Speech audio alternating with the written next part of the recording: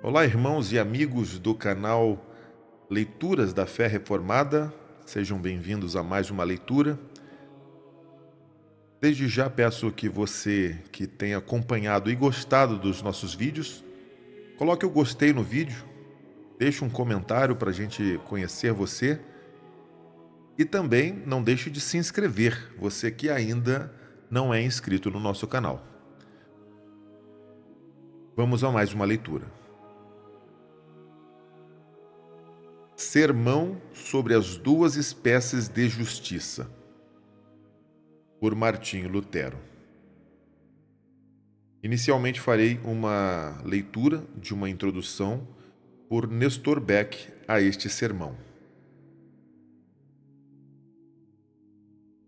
Conforme o próprio Lutero afirma em vários depoimentos, foi com muito esforço que descobriu passo a passo o sentido das Escrituras.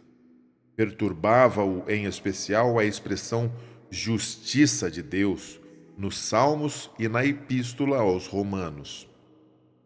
Depois de muito pesquisar e refletir, compreendeu que a justiça de Deus se revela no Evangelho, como Paulo declara na Epístola aos Romanos, no seu capítulo 1, versículo 17, por ser a justiça que Deus oferece e dá, graças a Cristo, a todo aquele que nele crê. O crente, portanto, é justo e viverá pela fé, ou seja, ao reconhecer que Deus o absolve e aceita por causa de Cristo. Pela fé, portanto, Cristo se torna justiça para o crente, conforme o apóstolo Paulo escreve na primeira epístola aos Coríntios, capítulo 1, versículo 30. Cristo Jesus se tornou, da parte de Deus, sabedoria e justiça e santificação e redenção. Essa foi a descoberta que Lutero pôde fazer por misericórdia de Deus, conforme reconhece. Ela se tornou a chave para a compreensão das Escrituras, pois lhe permitiu discernir entre a justiça passiva do Evangelho, recebida pela fé, e a justiça ativa que a lei requer e que o ser humano procura adquirir obedecendo à lei. Enquanto expunha os Salmos e as epístolas aos Romanos, aos Gálatas e aos Hebreus, de 1513 a 1518, Lutero descobriu gradualmente a doutrina da justificação pela fé por causa de Cristo. O sermão sobre as duas espécies de justiça é uma amostra das tentativas no sentido de comunicar ao povo as verdades redescobertas nas obras do apóstolo Paulo e de Santo Agostinho.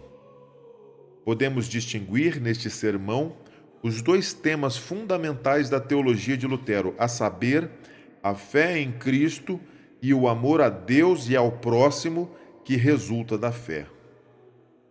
Não se sabe ao certo quando Lutero proferiu o sermão.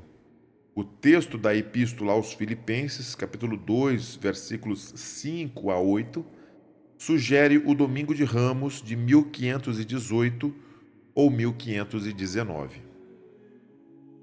Em carta de 13 de abril de 1519 a João Lange, Lutero queixa-se que o sermão fora publicado em Wittenberg sem autorização. Em vista disso, ele próprio o publicou no mesmo ano na casa editora de Houve também em Cristo Jesus, pois ele, subsistindo em forma de Deus, não julgou como usurpação o ser igual a Deus. Filipenses capítulo 2, versículo 5. A justiça dos cristãos é de duas espécies, como é de duas espécies o pecado dos seres humanos. A primeira espécie é a justiça alheia e infundida de fora. É a justiça mediante a qual Cristo é justo e justifica pela fé, como diz 1 Coríntios capítulo 1, versículo 30. o qual se tornou da parte de Deus sabedoria e justiça e santificação e redenção. Pois ele próprio afirma em João capítulo 11, versículo 25: Eu sou a ressurreição e a vida. Quem crê em mim não morrerá eternamente. E novamente em João capítulo 14, versículo 6, ele diz: Eu sou o caminho, a verdade e a vida.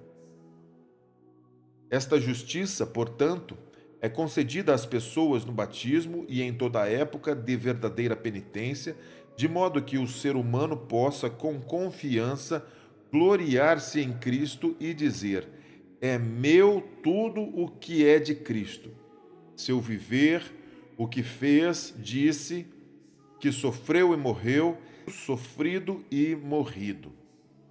Assim como o noivo possui tudo o que pertence à noiva, e a noiva possui tudo o que pertence ao noivo, pois tudo é comum a ambos, visto serem uma só carne, da mesma forma Cristo e a Igreja são um só Espírito, excelsos e preciosas em Cristo. Também Paulo diz em 2 Coríntios capítulo 1, versículo 3: Bendito seja o Deus e Pai de nosso Senhor Jesus Cristo, Pai das misericórdias e Deus de toda consolação, que nos tem abençoado com toda sorte de bênção espiritual nas regiões celestiais em Cristo. Versículo 3: Na tua semente, isto é, em Cristo, serão abençoadas todas as tribos da terra. E Isaías, capítulo 9, versículo 6 diz: Um menino nos nasceu, um filho se nos deu. A nós, diz ele, porque é nosso em sua totalidade, com todos os seus bens, se nele cremos, como diz em Romanos capítulo 8, versículo 32. Todas as coisas são nossas, portanto, todas as coisas que Cristo tem, concedidas gratuitamente a nós, seres indignos, por pura misericórdia, ainda que na verdade teríamos merecido ira e condenação, bem como o inferno. Por essa razão também o próprio Cristo, que afirmou ter vindo para cumprir essa vontade santíssima do Pai, tornou-se obediente a ele, e tudo o que fez em nosso benefício e quis que fosse nosso, dizendo: Eu estou no meio de vocês como alguém que serve. Como está em Lucas capítulo 22, versículo 27. E ainda: Este é o meu corpo que é dado por vocês. Como Lucas capítulo 22, versículo 19. E Isaías, que diz: Fizeste-me servir com teus pecados e me deste trabalho com tuas iniquidades. Isaías capítulo 43, versículo 24. Pela fé em Cristo, portanto, a justiça de Cristo se torna nossa justiça, e tudo que é dele passa a ser nosso. Sim, ele próprio torna-se nosso. Por essa razão, o apóstolo a chama justiça de Deus. Em Romanos capítulo 1, versículo 17. A justiça de Deus é revelada no Evangelho, como está escrito: o justo viverá da fé. Finalmente, tal fé também é chamada de justiça de Deus, como em Romanos capítulo 3, versículo 28.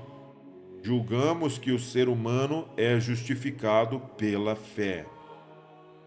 Esta é a justiça infinita e que absorve todos os pecados num instante, pois é impossível que haja pecado em Cristo.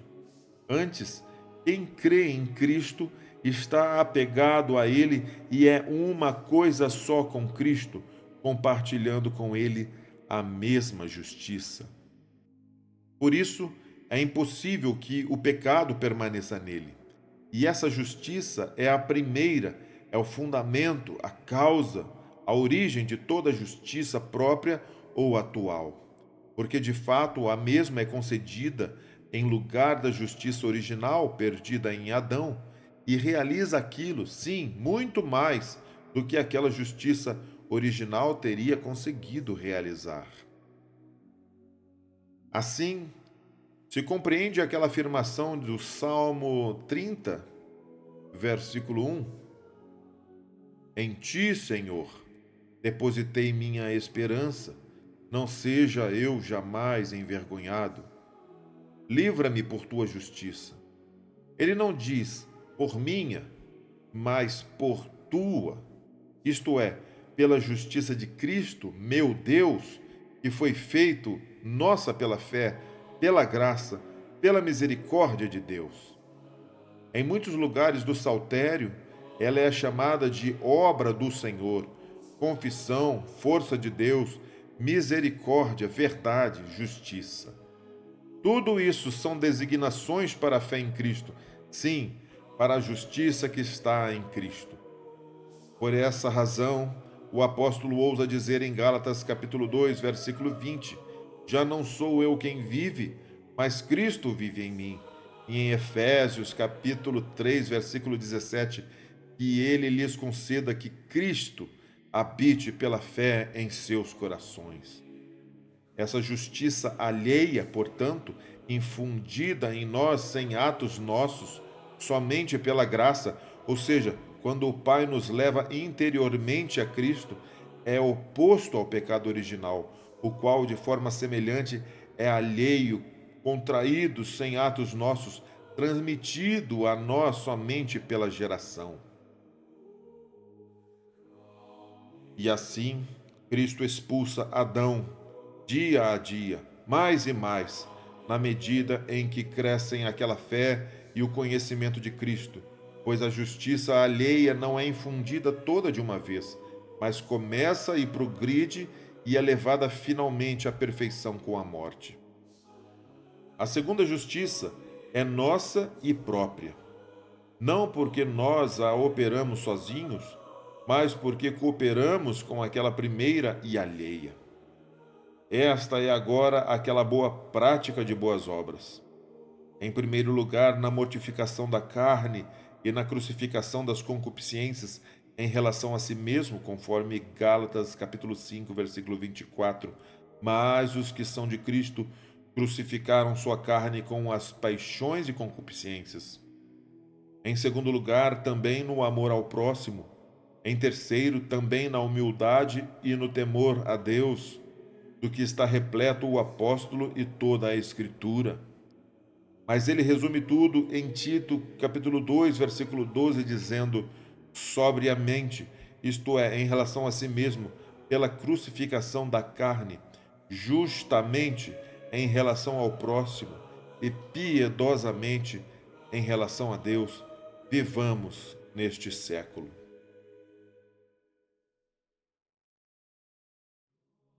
Esta segunda justiça é obra da justiça anterior, fruto e consequência da mesma, conforme Gálatas capítulo 5, versículo 22.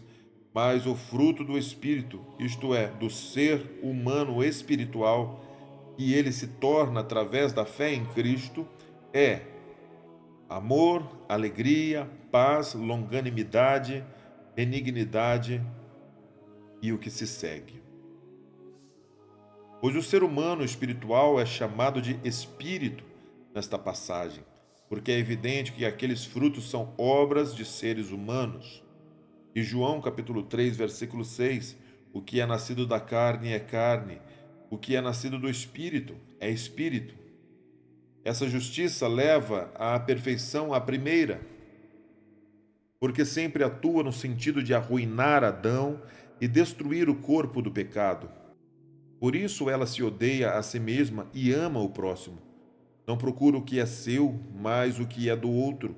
E nisto consiste toda a sua atuação, pois ao odiar a si mesma e não procurar o que é seu, ela efetua a crucificação da carne. Ao procurar o que é do outro, porém, ela opera a caridade. Assim, com ambas as coisas, ela faz a vontade de Deus, vivendo sobriamente em relação a si mesma, justamente em relação ao próximo e piedosamente em relação a Deus. E nisso ela segue o exemplo de Cristo e se faz conforme sua imagem, pois é exatamente isto que Cristo exige, assim como ele próprio tudo fez em nosso favor, não procurando o que é seu, mas apenas o que é nosso, e nisto foi obedientíssimo a Deus Pai. Da mesma forma, ele quer que também nós mostremos esse exemplo frente aos nossos semelhantes. Essa justiça é contraposta ao nosso pecado próprio e atual, conforme Romanos capítulo 6, versículo 19. Assim como vocês ofereceram os seus membros para servirem à iniquidade para a iniquidade, da mesma forma, ofereçam agora seus membros para servirem à justiça para a santificação. Assim, pela primeira justiça, se levanta a voz do noivo que diz à alma: eu sou o teu.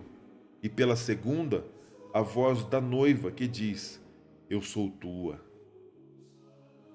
Está feito então um matrimônio firme, perfeito e consumado, como consta no Cântico dos Cânticos. Meu amado é para mim, e eu para ele. O que quer dizer, o meu amado é meu, e eu sou dele. Cantares, capítulo 2, versículo 16. Então a alma não procura mais ser justa para si mesma, mas tem como sua justiça a Cristo. Por conseguinte, ela procura apenas o bem dos outros. Por isso, o Senhor da sinagoga ameaça, através do profeta, tirar dela a voz da alegria, a voz do noivo e a voz da noiva. Isto é o que diz o tema anteposto. Tenham em vocês o mesmo sentimento. Filipenses capítulo 2, versículo 5. Isto é, que tenham uns para com os outros a mesma atitude e disposição como veem que Cristo as teve para com vocês. E como? Pois ele, subsistindo em forma de Deus, não julgou como usurpação o ser igual a Deus. Antes a si mesmo se esvaziou, assumindo a forma de servo. Filipenses capítulo 2, versículo 6. A forma de Deus não é chamada aqui de essência de Deus, porque desta Cristo nunca se despojou. De igual modo, também a forma de servo não pode ser chamada de essência humana. Forma de Deus é isto sim, sabedoria, poder, justiça, bondade e ainda liberdade. Assim como Cristo foi um ser humano livre, forte, sábio, sujeito a ninguém, nem ao vício, nem ao pecado, como são todos os seres humanos, pois ele era superior naquelas formas que cabem principalmente a Deus. Mesmo assim, ele não se ensoberbeceu nesta qualidade, não agradou a si mesmo, tampouco desdenhou os outros, nem desprezou os que eram servos e estavam sujeitos a diversos males, como aquele fariseu que disse: graças te dou, que não sou como as outras pessoas. Que se alegrava com o fato de os outros serem miseráveis, não querendo de forma alguma que os outros fossem semelhantes a ele. Essa é a usurpação pela qual a pessoa se arroga, sim, pela qual ela guarda o que tem e não o atribui exclusivamente a Deus, a quem pertencem essas coisas. Nem serve aos outros com as mesmas para fazer-se semelhante aos outros. Assim, querem ser como Deus, autossuficientes, autocomplacentes, gloriando-se em si mesmos, sem dever nada a ninguém. Cristo, porém, não teve esta atitude. Não é assim que ele foi sábio. Pelo contrário, atribuiu a forma divina ao Pai e se esvaziou a si mesmo, não querendo utilizar aqueles títulos frente a nós, não querendo ser diferente de nós. Sim, antes tornou-se para nós como um de nós e aceitou a forma de servo, isto é, sujeitou-se a todos os males. Mesmo sendo livre, como também diz o apóstolo, se fez servo de todos, não agindo de outra forma senão como se fossem seus todos esses males que eram nossos. Por isso ele tomou sobre si nossos pecados e castigos e agiu de forma a vencê-los como que para si mesmo, sendo que na realidade os venceu para nós. Com respeito a nós, ele poderia ser nosso Deus e Senhor. Ainda assim não o quis, mas preferiu tornar-se nosso servo, como diz Romanos capítulo 15, versículos 1 e 3. Não devemos agradar a nós mesmos, pois também Cristo não se agradou a si mesmo. Mas, como está escrito, as injúrias dos que te ultrajam caíram sobre mim. Salmo 69, verso 9. O que expressa o mesmo que a sentença assim. Segue-se que essa passagem, que muitos entenderam afirmativamente, deve ser compreendida de forma negativa, ou seja, Cristo não se julgou igual a Deus, isto é, não quis ser igual, como acontece com aqueles que, com soberba, o arrebatam e dizem a Deus: se não me deres, como diz Bernardo, a tua glória, eu mesmo dela me apossarei. A frase não julgou como usurpação o ser igual a Deus não deve ser entendida como afirmativa, no sentido de que ele não julgou ser igual a Deus, isto é, não teria julgado usurpação ser igual a Deus, porque esta interpretação não faz sentido adequado, pois fala de Cristo como pessoa humana. O que o apóstolo quer é que cada cristão se torne servo do outro, a exemplo de Cristo.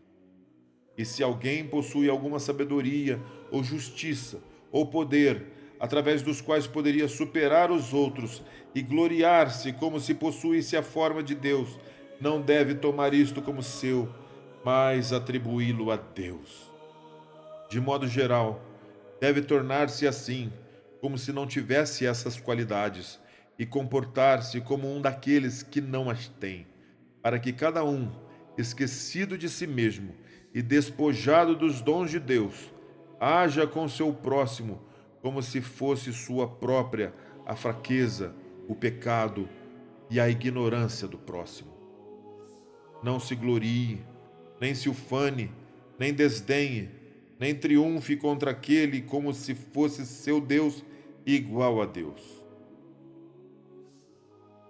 Uma vez que se deve deixar isso somente para Deus, semelhante soberba e temeridade leva à usurpação. É assim, portanto, que se assume a forma de servo e se cumpre aquilo que o apóstolo escreve em Gálatas capítulo 5, versículo 13: sirvam uns aos outros pelo amor. E em Romanos capítulo 12, versículo 4 e seguintes, e 1 aos Coríntios capítulo 12, versículo 12 e seguintes, utilizando a imagem dos membros do corpo, ele ensina como os membros fortes, respeitáveis e sãos não se ensoberbecem frente aos fracos, desonrados e doentes, como se dominassem e fossem seus deuses. Ao contrário, eles antes servem àqueles, esquecendo-se de sua honra, saúde e força. Pois assim nenhum membro do corpo serve a si mesmo, nem procura o que é seu, mas o que é do outro. E isso tanto mais, quanto mais fraco, doente e desonrado for aquele. E para falar com suas palavras, os membros são solícitos uns com os outros, para que não haja divisão no corpo. 1 Coríntios capítulo 12, versículo 25. Com isso se torna claro como se deve agir com seu próximo em todas as coisas. Se não quisermos nos despir voluntariamente destas formas de Deus e vestir as formas de servos, seremos forçados e despidos contra a vontade. Quanto a isso, observa em Lucas capítulo 7, versículos 36 e seguintes, a história em que Simão, o leproso, assentado em forma de Deus e em justiça própria, julgava arrogantemente e olhava com desprezo para Maria Madalena, na qual via a forma de servo.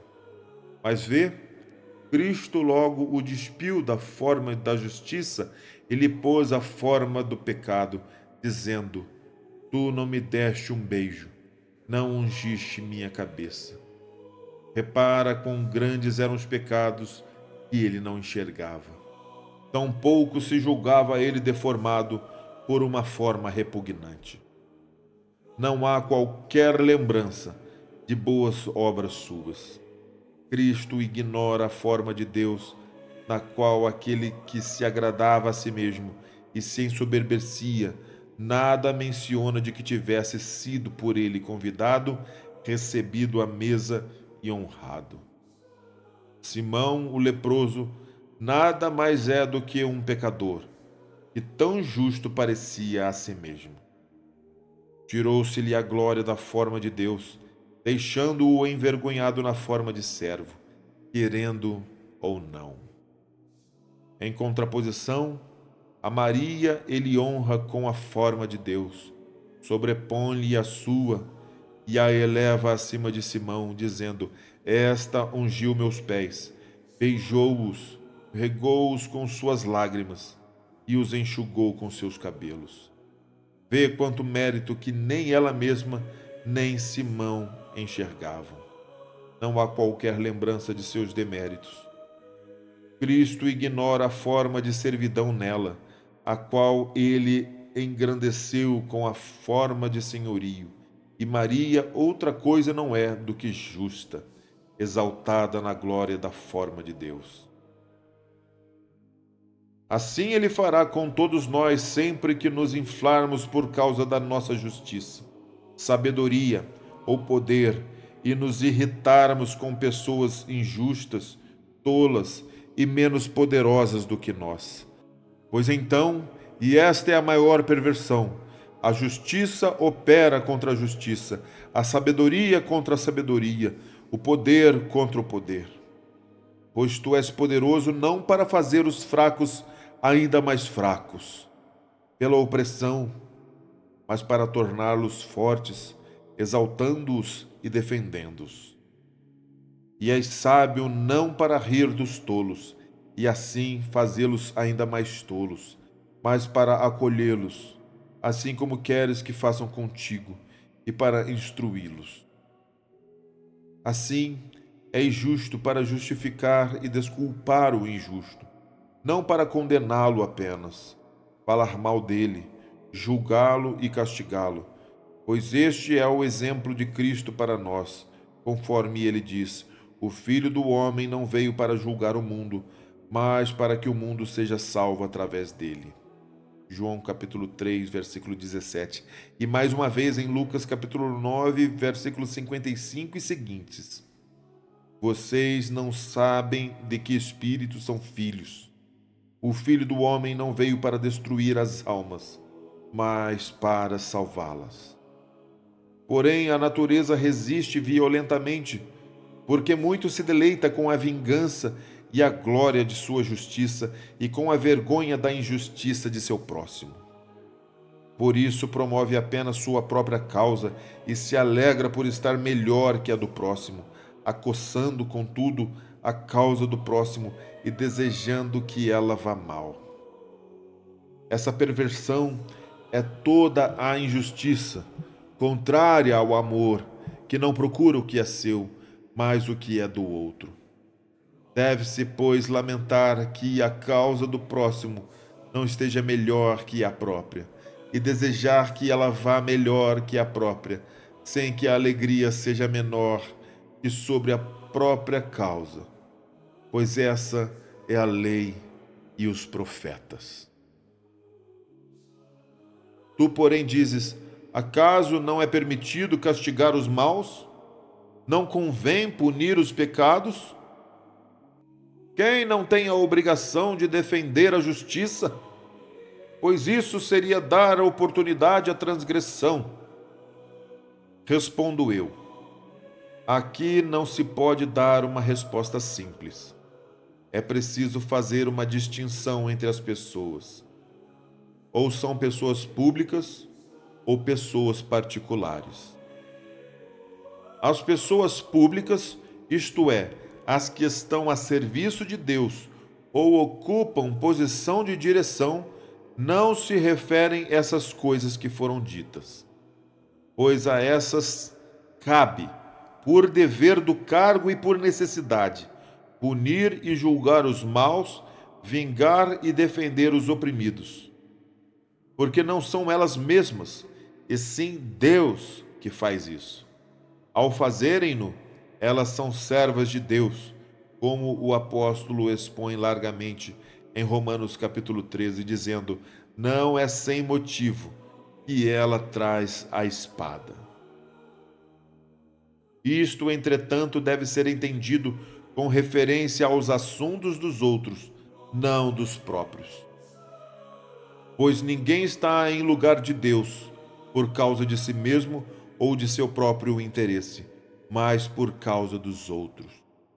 Se, porém, alguém tem uma causa própria, deve requerer outro representante de Deus que não ele mesmo, porque já não é mais juiz, e sim litigante. Mas sobre essas coisas, uns dizem uma coisa, outros outra. O assunto é amplo demais para ser discutido agora. De pessoas privadas e em causa própria, há três tipos. As primeiras são as que querem vingança e procuram julgamento junto aos representantes de Deus, e dessas há agora um grande número. Isto o apóstolo tolera, porém não aprova, conforme em 1 Coríntios capítulo 6, versículo 12. Tudo me é permitido, mas nem tudo convém. Sim, ele até diz, no mesmo lugar, é absolutamente uma falha entre vocês o fato de terem demandas. 1 Coríntios capítulo 6, versículo 7. Ainda assim, esse mal menor é tolerado por causa do mal maior, para que não se vinguem a si mesmas e uma não use de violência contra outra, retribuindo o mal com o mal ou reclamando seus bens. Contudo, essas pessoas não entrarão no reino dos céus, a não ser que mudem para melhor e deixem do que é permitido para seguir o que convém. Porque precisa ser extinta essa atitude de procurar a vantagem própria. As pessoas do segundo tipo são as que não procuram vingança, as que inclusive estão dispostas, segundo o Evangelho, a dar também a túnica a quem lhes tira o manto e não resistem a maldade alguma. Essas pessoas são filhos de Deus, irmãos de Cristo, herdeiros dos bens futuros. Por isso, as Escrituras as chamam de órfãos, pupilos, viúvas e pobres, de quem Deus quer ser chamado Pai e Juiz, porque não vingam a si mesmas. Sim, se os governantes querem vingar em seu favor, elas ou não o desejam e procuram, ou apenas o permitem. Ou, se são perfeitíssimas, elas o proíbem e impedem, antes dispostas a perder também outras coisas. Se dizes, essas pessoas são pouquíssimas, e quem pode ficar neste mundo agindo assim? Então eu respondo, não é nenhuma novidade hoje que poucos são salvos, e que é estreita a porta que leva para a vida, e que poucos a encontram. E se ninguém o fizer, como ficará a Escritura, que chama os pobres, órfãos e pupilos de povo de Cristo? Por isso, essas pessoas lamentam mais o pecado dos que as ofendem do que o próprio dano e ofensa. E preferem agir de modo a chamar aqueles de volta do pecado do que vingar as injúrias de que são vítimas. Por esta razão, despem-se das formas de sua justiça e vestem as formas daqueles, orando pelos que as perseguem, falando bem dos que falam mal, fazendo o bem aos que lhes fazem mal, prontas a sofrer e satisfazer as penas em favor dos seus próprios inimigos, para que sejam salvos. Esse é o Evangelho e exemplo de Cristo. As pessoas do terceiro tipo são as que, na atitude, são como as do segundo tipo, já mencionadas, mas no efeito são diferentes. São as que não reclamam de volta o que é seu, nem desejam punição por procurarem o que é seu. Através dessa punição e restituição do que é seu, elas procuram a melhora daquele que roubou ou ofendeu e que, segundo veem, não pode ser emendado sem punição. Essas pessoas são chamadas de zelosas e louvadas na Escritura. Mas isso não deve tentar senão quem é perfeito e muitíssimo exercitado no segundo grau já falado, para que não tome a fúria por zelo e não venha a ser convencido de que aquilo que crê fazer por amor à justiça foi antes feito por ira e impaciência. Porque a ira muito se assemelha ao zelo, e a impaciência ao amor da justiça, de sorte que não podem ser satisfatoriamente distinguidos senão por pessoas muitíssimo espirituais. Obra dessa espécie fez Cristo, conforme está escrito em João capítulo 2, versículo 14 e seguintes, quando, tendo feito açoites, expulsou vendedores e compradores do templo, bem como Paulo, quando disse: com vara irei até vocês. 1 Coríntios capítulo 4, versículo 21. E este é o fim da mensagem. Que Deus abençoe a todos vocês, meus irmãos e amigos que nos ouvem aqui no canal Leituras da Fé Reformada. Que o Espírito Santo conceda iluminação espiritual a cada um de vós. Amém.